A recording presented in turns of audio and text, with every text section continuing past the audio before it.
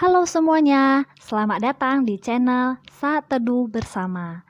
Channel ini sengaja dibuat untuk kamu yang mungkin selama ini rindu saat teduh atau merenungkan firman Tuhan, tapi selalu gagal untuk memulainya.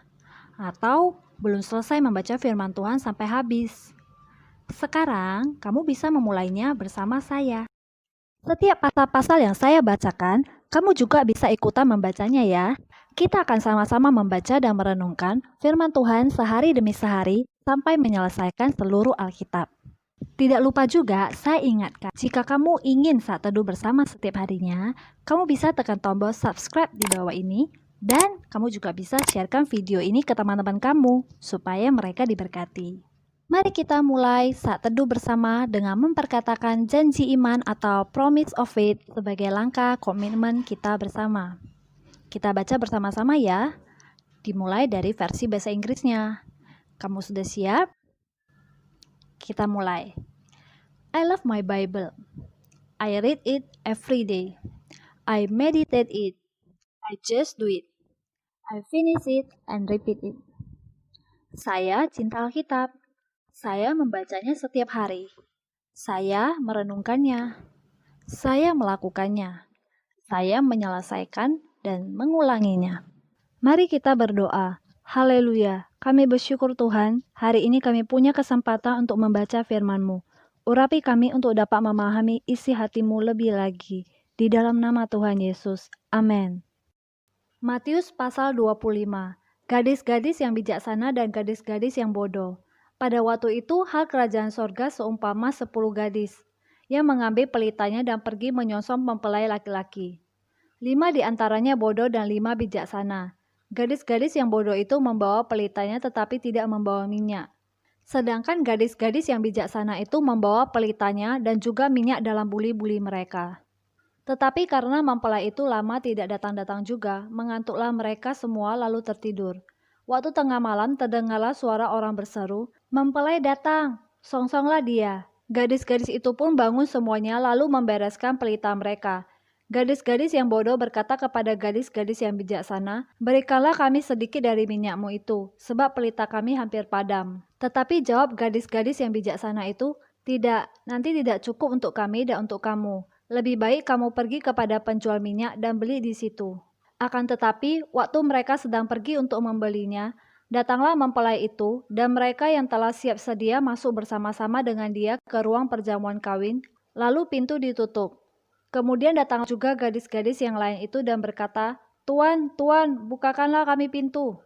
Tetapi ia menjawab, "Aku berkata kepadamu, sesungguhnya aku tidak mengenal kamu. Karena itu, berjaga-jagalah sebab kamu tidak tahu akan hari maupun akan saatnya." Perumpamaan tentang talenta. Sebab hal kerajaan sorga sama seperti seorang yang mau berpergian ke luar negeri, yang memanggil hamba-hambanya dan mempercayakan hartanya kepada mereka. Yang seorang diberikannya 5 talenta, yang seorang lagi 2, dan yang seorang lain lagi 1.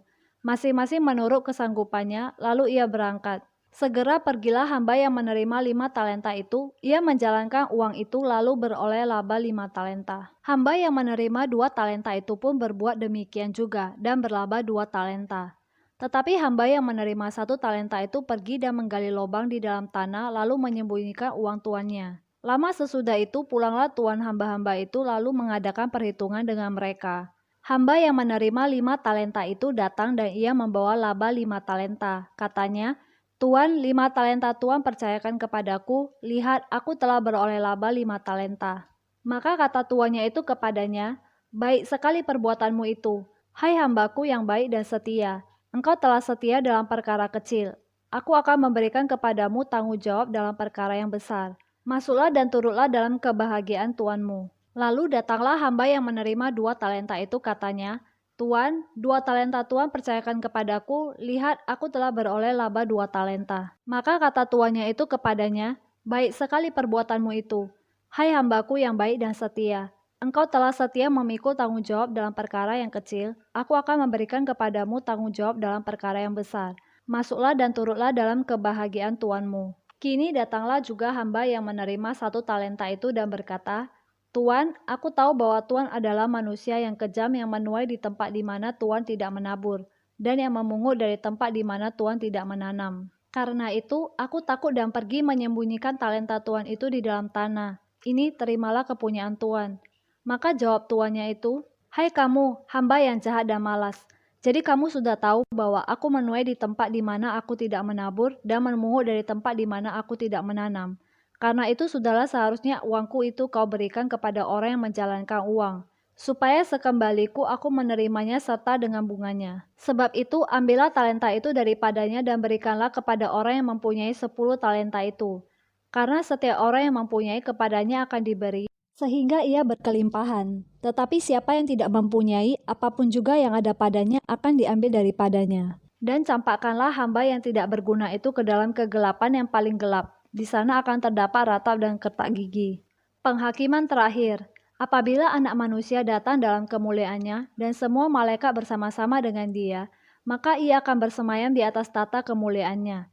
Lalu semua bangsa akan dikumpulkan di hadapannya dan ia akan memisahkan mereka seorang daripada seorang, sama seperti gembala memisahkan domba dari kambing. Dan ia akan menempatkan domba-domba di sebelah kanannya dan kambing-kambing di sebelah kirinya. Dan raja itu akan berkata kepada mereka yang di sebelah kanannya, "Mari, hai kamu yang diberkati oleh Bapakku, terimalah kerajaan yang telah disediakan bagimu sejak dunia dijadikan.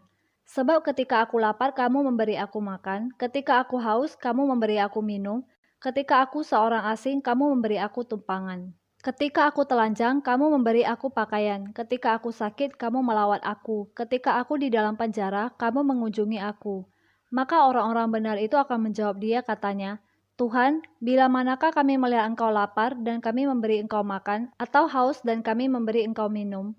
Bila manakah kami melihat Engkau sebagai orang asing dan kami memberi Engkau tumpangan, atau telanjang dan kami memberi Engkau pakaian? Bila manakah kami melihat Engkau sakit atau dalam penjara dan kami mengunjungi Engkau?" Dan raja itu akan menjawab mereka, "Aku berkata kepadamu, sesungguhnya segala sesuatu yang kamu lakukan untuk salah seorang dari saudaraku yang paling hina ini, kamu telah melakukannya untuk aku."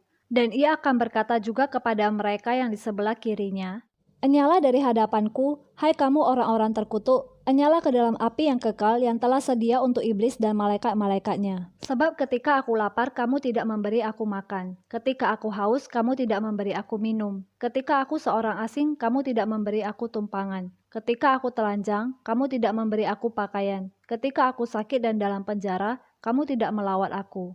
Lalu mereka pun akan menjawab dia katanya, "Tuhan, bila manakah kami melihat Engkau lapar atau haus, atau sebagai orang asing atau telanjang atau sakit atau dalam penjara dan kami tidak melayani Engkau?" Maka ia akan menjawab mereka, "Aku berkata kepadamu, sesungguhnya segala sesuatu yang tidak kamu lakukan untuk salah seorang dari yang paling hina ini, kamu tidak melakukannya juga untuk aku." Dan mereka ini akan masuk ke tempat sisaan yang kekal, tetapi orang benar ke dalam hidup yang kekal. Kita sudah selesai membacakan satu pasal hari ini. Hore, selamat untuk kita semua. Sekarang waktunya kita menuliskan apa rema yang kita dapatkan dan juga aplikasi yang bisa kita lakukan dalam kehidupan kita sehari-hari dari perenungan yang kita baca tadi. Rema dan aplikasi yang akan kita tuliskan, saya beri judul Self-Care Check-in. Kenapa demikian? Karena saya mau setelah kita membaca dan merenungkan firman Tuhan, kita secara pribadi dan dalam keadaan sadar, kita menuliskan hasil dari perenungan firman Tuhan yang kita dapatkan di buku atau di dalam catatan pribadi kita masing-masing. Ini bukan sekedar mencatat loh ya. Ingat janji iman kita di awal tadi.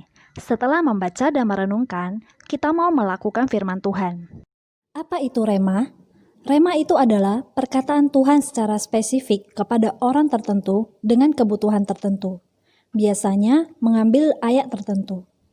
Tapi di sini bisa juga kita langsung menuliskan saja rema yang kita dapatkan dengan bahasanya kita sendiri. Dan berikut aplikasi. Apa itu aplikasi?